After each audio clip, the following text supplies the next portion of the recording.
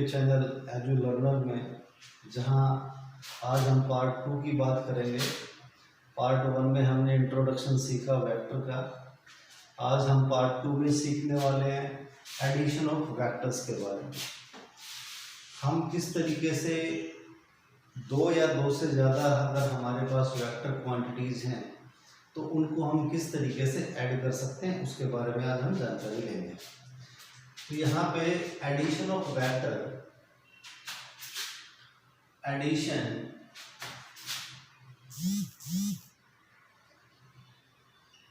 Of vectors,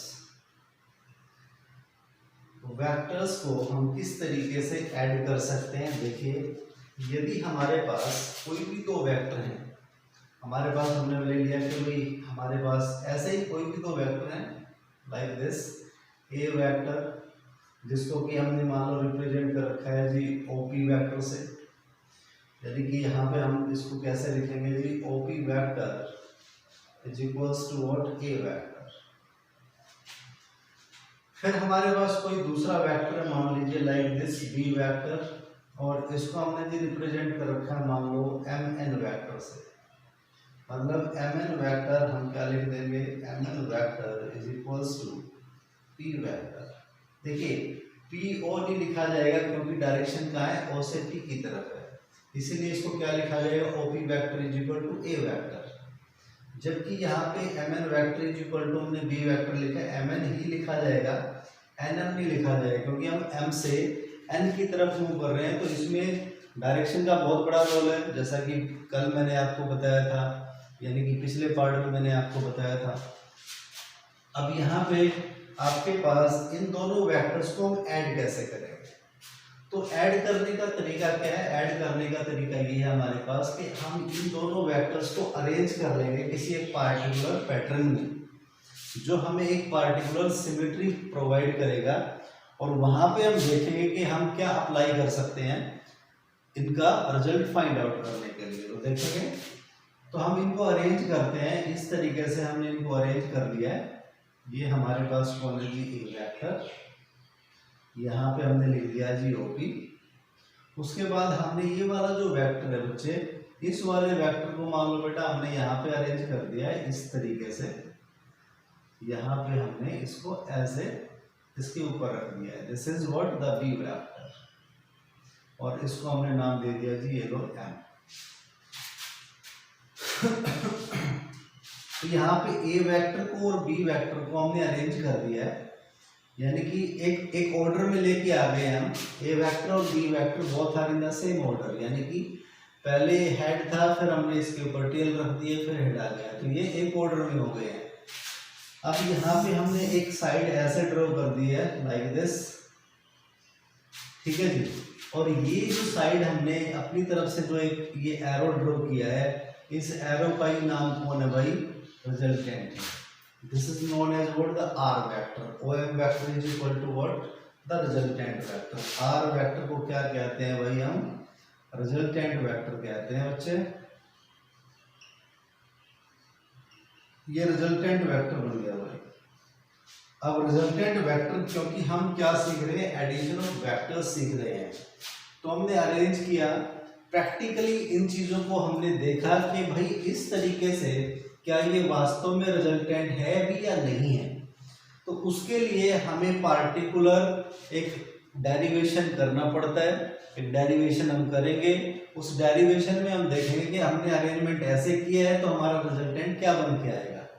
अब इस resultant का मतलब क्या है, इस रिजल्टेंट वेक्टर का मतलब है जो दोनों इंडिविजुअल वेक्टर का जो इफेक्ट जो है वो अकेला ही ये आर वेक्टर प्रोवाइड कर सकता हो। ऐसे वेक्टर को हम क्या कहते हैं, रिजल्टेंट वेक्टर कहते हैं। तो ये जो रिजल्टेंट वेक्टर है, ये रिजल्टेंट वेक्टर आपका एक्चुअल में बराबर हो गया ए वेक्टर प्लस बी वेक्टर के। लेकिन इसके अंदर दोनों चीजें इंक्लूड हैं। ये जो रिजल्ट अभी हमने यहाँ पे निकाल दिया, जिसको हम रिजल्टेंट वेक्टर कह रहे हैं, ये रिजल्टेंट वेक्टर दोनों चीजें कंटेन करके रखे हुए अपने साथ। कौन कौन, यानी कि मैग्नीट्यूड भी है इसके अंदर मैग्नीट्यूड भी है, और इसके अंदर डायरेक्शन भी है। अब हमें दोनों को अलग अलग कैलकुलेट करना है, मैग्नीट्यूड को और डायरेक्शन को अलग अलग कैलकुलेट करना है। तो उसके लिए हम अलग अलग लॉज पढ़ेंगे। हमें मैग्नीट्यूड निकालना है जी, इस तरीके से अरेंजमेंट हमने वेक्टर का कर रखा है, तो हमें मैग्नीट्यूड चाहिए जी इसी केस में मान लो, और हमें डायरेक्शन चाहिए। तो हम कैसे कैलकुलेट करेंगे, चलिए देखते हैं।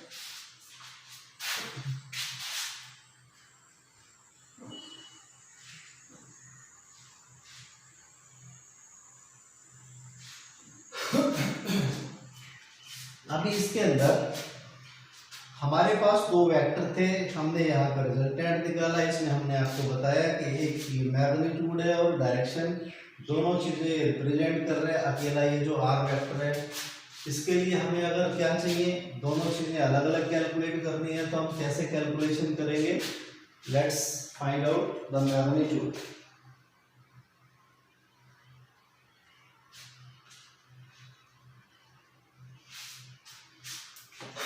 तो सबसे पहले यहाँ पे हम कैलकुलेशन करेंगे, कैलकुलेशन फॉर मैग्नीट्यूड। मैग्नीट्यूड के लिए कैलकुलेशन करेंगे अभी हम। तो मैग्नीट्यूड की कैलकुलेशन करने के लिए प्रॉपर हमें एक लॉ बनाना पड़ेगा, और उस लॉ का नाम क्या है, यहाँ पे अभी हम जो लॉ पढ़ने वाले हैं वो है जी हमारे पास ट्रायंगल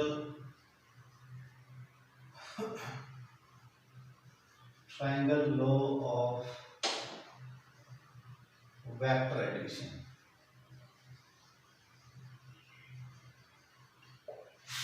ये ट्रायंगल लॉ हमें पढ़ने की जरूरत है। क्या फाइंड आउट करने के लिए जी, ट्रायंगल लॉ बना दिया जी हमने। मैग्नीट्यूड का कैलकुलेशन करेंगे, फिर हम डायरेक्शन का भी कैलकुलेशन करेंगे। तो triangle law of vector addition क्या है, अभी एक ट्रायंगल बन रही है हमारे सामने, एक ट्रायंगल हमें दिखाई दे रही है।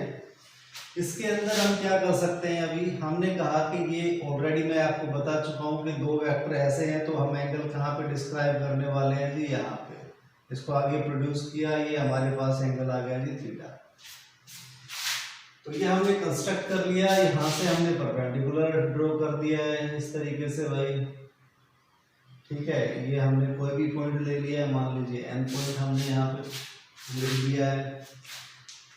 तो ट्रायंगल ऑफ वेक्टर एडिशन के अंदर सबसे पहले स्टेटमेंट इंपॉर्टेंट है। स्टेटमेंट क्या कहती है, स्टेटमेंट ये कहती है कि कोई भी दो वेक्टर जिनका ऑर्डर सेम है, ओपी और पीएम, यानी कि A vector and B vector are in the same order. अगर ये दो अलग अलग वेक्टर हैं, तो इन दोनों वेक्टर को कौन रिप्रेजेंट कर रहा है जी, ऑपोजिट साइड रिप्रेजेंट कर रही है इस ट्रायंगल की, जिसका ऑर्डर ऑपोजिट है। थर्ड साइड, लेकिन इसका ऑर्डर कैसा है, ऑपोजिट है। ऑर्डर सेम कब होता है, अब यहाँ से यहाँ गए हो, यहाँ से यहाँ, फिर यहाँ पे आते हैं, लेकिन अभी एरो का सिंबल कहाँ है, यहाँ पे है। Then this third side of the triangle is in the opposite order, that is why ये जो है आपका क्या बन गया है, रिजल्टेंट वेक्टर बन गया है। अब हम कैलकुलेशन कर रहे हैं जी मैग्नीट्यूड के लिए। तो यहाँ पे ये ट्रायंगल देखिए आप, राइट एंगल ट्रायंगल आपको दिखाई दे रही है। From right angle triangle O N M, ये ओ एन एम ट्रायंगल आपके पास है। यहाँ पाइथागोरस थ्योरम अप्लाई हम करेंगे अगर, तो आपको क्या मिलेगा भाई, O M square is equal to O N square plus N M square. अब ओ एम की वैल्यू ऑलरेडी हमारे पास है। ओ एम कौन है जी, आर है। कैलकुलेशन फॉर द मैग्नीट्यूड, इसका मैग्नीट्यूड निकाल रहे हैं जी रिजल्टेंट वेक्टर का।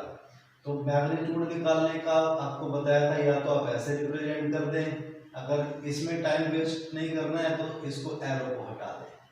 तो आर इज इक्वल टू, यानी कि R square is equal to क्या बन गया जी, ओ एन कौन है आपके पास, ओ एन की वैल्यू हम दो पार्ट्स के अंदर लिख सकते हैं, कैसे, O P plus P N, इसका जी होल स्क्वायर, उसके बाद प्लस एन एम हमारे पास है जी एन एम इसका होल स्क्वायर। अभी और हम इसको लिख सकते हैं जी R square is equal to OP की वैल्यू आपको दिखाई दे रही है ए है प्लस पी एन हमारे पास नहीं है जो हमें कैलकुलेट करना है प्लस एन एम और इसका square. This is equation number 1। ये हमारे पास इक्वेशन नंबर 1 आ गई है बच्चे। तो यहाँ पे अब हमें Pn को कैलकुलेट करना है और Nm को कैलकुलेट करना है by using this triangle only. तो हम दोबारा से ट्राई कर लेंगे, दोबारा से देखते हैं क्या हो सकता है इसके अंदर। तो अभी हम ये छोटे वाले ट्रायंगल ले लेंगे जी, ये वाली राइट एंगल ट्रायंगल है हमारे पास। From right angle triangle PNM इस PNM ट्रायंगल के अंदर देखिए PM जो है आपके पास बी वेक्टर है जो कि नॉन क्वांटिटी है। एक तो आपको ये चाहिए, ये वाली वैल्यू आपके पास नहीं और ये वाली वैल्यू नहीं है। तो जो हमारे पास नहीं है हम उसको कैलकुलेट करने का हमारे पास तरीका क्या है जी। देखिए ये आपके पास Pn कौन हो गया बेटा, बेस परपेंडिकुलर हाइपोटेन्यूज। यहाँ पे अप्लाई कर दीजिए, आपको Pn निकालना है। मान लीजिए पहले तो Pn डिवाइड बाई जो नॉन है, नॉन कौन है, Pm है, तो डिवाइड बाई Pm कर देंगे बच्चे इज इक्वल टू किसको किससे डिवाइड किया है यहाँ पे देखिए बेस बाई हाइपोटेन्यूज हमने किया है तो किसके बराबर आ गया cos थीटा। यानी कि Pn इज इक्वल टू क्या बन गया भाई Pm cos थीटा। अब Pn की वैल्यू क्या है बेटा हमारे पास, वही तो हमें कैलकुलेट करनी है। Pm की वैल्यू कितनी है b है जी, साथ में कौन हो गया जी cos थीटा। तो Pn is equal to b cos theta बन गया। एक ये आपके पास इक्वेशन नंबर मान लिया हमने 2 आ गई है। ठीक इसी तरीके से अब जो दूसरे वाली वैल्यू हमारे पास है Nm वो हमें चाहिए। तो Nm डिवाइड बाय क्या कर देंगे जी Pm। ये किसके बराबर आ गया भाई साइन थीटा के बराबर आ गया जी। तो Nm की वैल्यू कितनी हो गई भाई, Nm हो गया जी Pm साइन थीटा। या हम क्या कर सकते हैं और Nm is equal to d sine theta. ये आ गई जी Nm की वैल्यू। इक्वेशन नंबर 3 कंसिडर कर लेते हैं, मान लीजिए इसको। अब इसके बाद यहाँ पे इक्वेशन नंबर 2 और इक्वेशन नंबर 3 की वैल्यू इक्वेशन नंबर 1 में पुट कर देंगे हम। Put value of equation 2 and 3 इन 1। पहली इक्वेशन में पुट करेंगे तो देखिए क्या बन जाएगा R square is equal to A plus P N. P N की वैल्यू है बी कोस थीटा, तो हम लिखेंगे जी A plus B cos theta और स्क्वायर प्लस उसके बाद कौन है भाई एन एम है। एन एम की वैल्यू कितनी है B sine theta, then B sine theta whole square. Therefore r square is equal to ये आपके पास आ गया जी a square plus b square cos square theta plus 2ab cos theta plus b square sine square theta. यहाँ a plus b का whole square open कर दिया, ये इसका whole square था इसको लिख दिया है। और r square is equal to a square plus B square. अब देखिए ये वाली टर्म है और ये वाली टर्म है, इसमें से हमने बी स्क्वायर को बाहर निकाला, अंदर क्या रह गया cos square theta plus sine square theta plus 2ab cos theta. अब इसकी जो वैल्यू है वो कितनी हो जाएगी 1। तो यहाँ पे हम क्या लिखेंगे भाई R square is equal to A square plus B square plus 2ab cos theta, or you can say that r is equal to a square plus b square plus 2ab cos theta under the root. ये value आ गई हमारे पास। जो हमारा resultant है ये उसका magnitude आ गया है, जो अभी तक हमने यहाँ पे लिखा था R vector is equal to A vector plus B vector. ये इसने अपनी वैल्यू हमें प्रोवाइड की है, मैग्नीट्यूड हमें प्रोवाइड किया है। अब इस यहाँ पे इसकी डायरेक्शन को हम कैसे फाइंड आउट करेंगे, उससे पहले ये देखिए ये काम कहाँ पे आता है, इसकी एप्लीकेशन क्या है, ये कहाँ हमारी हेल्प कर सकता है, कहाँ कहाँ पे इसका यूज किया जा सकता है, इन सब के बारे में अभी हम देखेंगे कि भाई एक्चुअल में ये जो मैग्नीट्यूड हमने कैलकुलेट किया तो इसकी एप्लीकेशन क्या है। इसका एप्लीकेशन पढ़ेंगे अभी हम।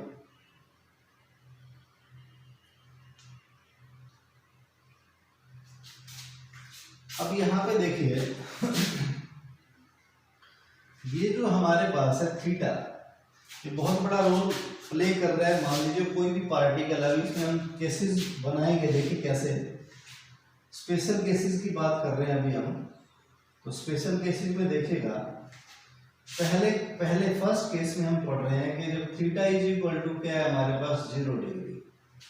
तो theta is equal to 0 degree का मीनिंग क्या है, theta is equal to 0 degree क्या इंडिकेट कर रहा है, theta is equal to 0 degree indicate कर रहा है कि आपके पास यहाँ पे एक ये वाला वेक्टर है।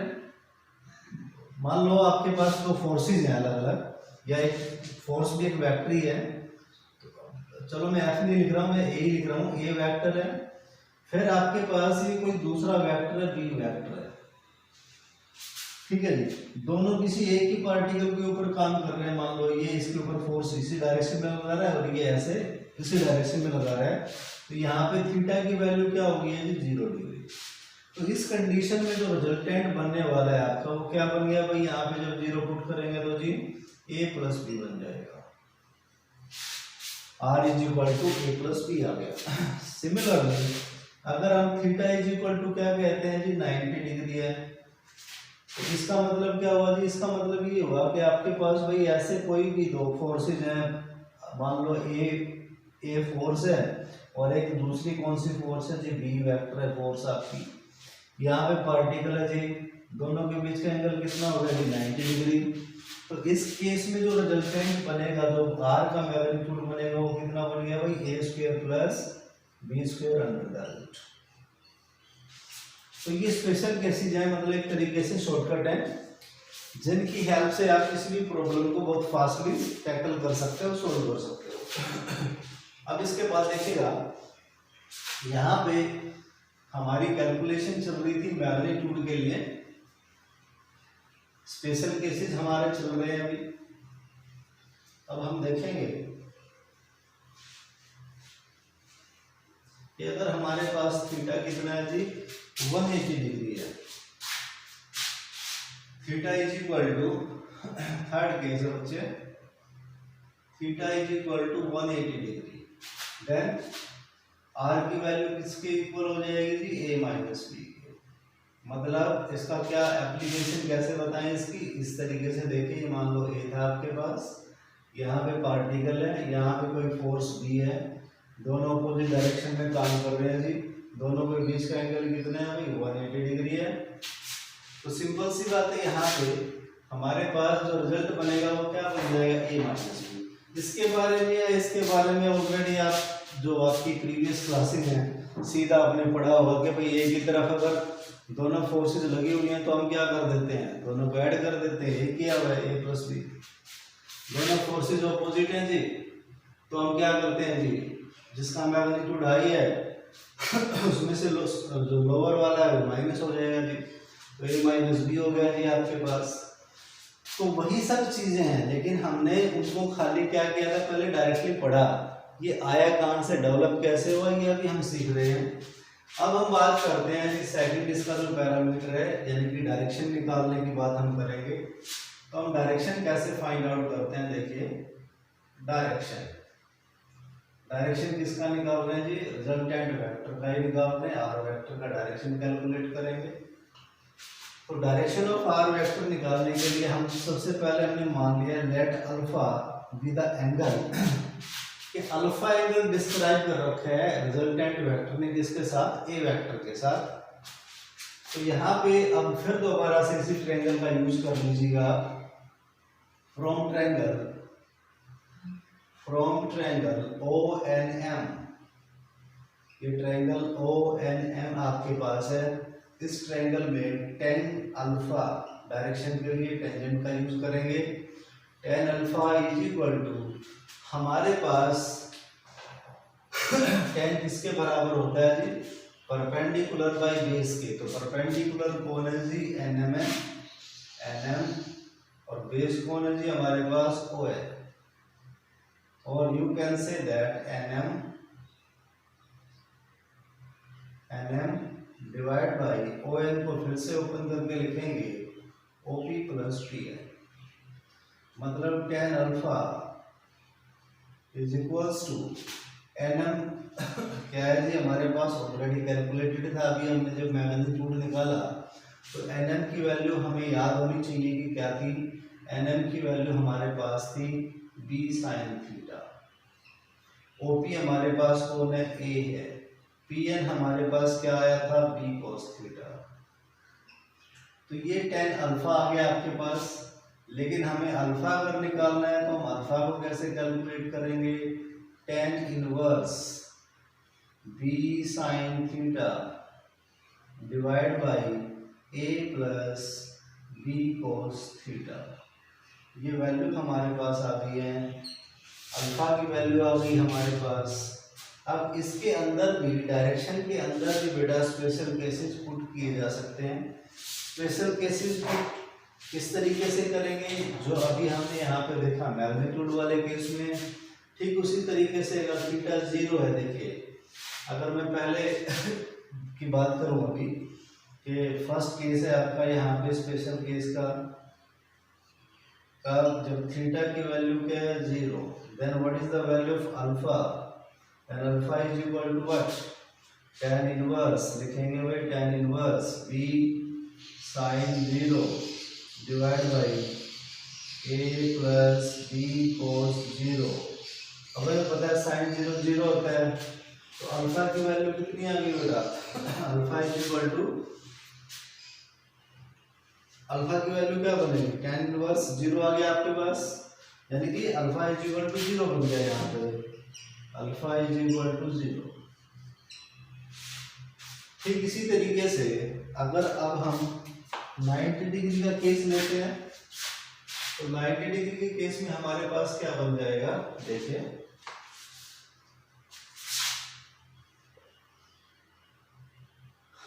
सेकंड केस है हमारे पास, theta is equal to sorry theta is equal to 90, then alpha is equal to क्या बन जाएगा बेटा, tan इनवर्स, ठीक है, b बाई a। ये वैल्यू आ जाएगी बेटा अल्फा की, when the angle alpha is theta is equal to 90 degree. Similarly, you can put the value of the theta is equal to 180 degree and you can easily calculate the value of alpha. तो ये हमने यहाँ पे हमारे part 2 में आज सीखा vector addition. Vector addition कहाँ पे अप्लाई होता है, इसका इम्पोर्टेंस क्या है, इसको हम क्यों पढ़ रहे हैं, ये बहुत ज़रूरी है कि कोई भी दो वेक्टर हैं, दो फोर्सेस हो सकते हैं, कोई भी दो वेक्टर क्वांटिटीज हो सकती हैं जो एक्चुअल में किसी भी पार्टिकल के ऊपर, किसी भी ऑब्जेक्ट के ऊपर अप्लाई होती हैं, एक साथ अप्लाई होती हैं, किसी पार्टिकुलर एंगल के ऊपर अप्लाई होती हैं। अलग अलग एंगल्स के ऊपर जब उनको हम अप्लाई करते हैं तो कैसे हमारा जो मैग्नीट्यूड है या उसकी जो डायरेक्शन है वो चेंज हो जाती है, उन सब के बारे में हमने स्टडी किया ताकि हम आने वाले जो हमारे टॉपिक्स हैं उनके अंदर वेक्टर का यूज करके एडिशन को हमने सीखा बहुत ध्यान से कि किस तरीके से कोई भी जो वेक्टर क्वांटिटीज हैं कैसे अरेंज होती हैं किसी पार्टिकुलर सिमेट्री के अंदर। जैसे हमने यहाँ पे एक सिमेट्री बनाई, सिमेट्री का नाम क्या था जी, ट्रायंगल, तो यहाँ से बन गया हमारा क्या, triangle of vector addition. Part 3 में हम पढ़ेंगे कि अगर वेक्टर्स इस तरीके से अरेंज नहीं है, किसी और सिमेट्रिकल पैटर्न में वो अरेंज किए गए हैं, तो हम किस तरीके से उनकी वैल्यूज को कैलकुलेट कर सकते हैं। पार्ट 1 को बहुत बढ़िया सब्सक्राइबर मिले, बहुत बढ़िया लाइक मिले, शेयर मिले। उम्मीद करता हूँ कि आप लोग इसी तरीके से सब्सक्राइब, लाइक और शेयर करते रहेंगे वीडियो को। Thank you very much. मिलते हैं पार्ट 3 के साथ।